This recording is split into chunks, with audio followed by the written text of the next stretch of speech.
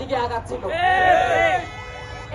এই ফ্যাসিবাদ বিরোধী আন্দোলন শেষে এই বিপ্লবী মুক্তের মাধ্যমে এই দেশে নির্বাচন প্রক্রিয়া সম্পূর্ণরূপে পরিবর্তন করার একটি অন্যতম মুখ ছিল আমাদের শরীফ ইসলাম হাদি ভাই। এই ভারতের যে ফ্যাসিবাদ, যে আওয়ামী লীগ, এই আওয়ামী লীগের সাথে সম্পৃক্ত রেখে এই বাংলাদেশের আওয়ামী প্রশাসন এই সকলের সহযোগিতার মাধ্যমে শরীফ ওসমান হাদি ভাইয়ের এই রক্ত আমরা আজকে দেখতে পেরেছি।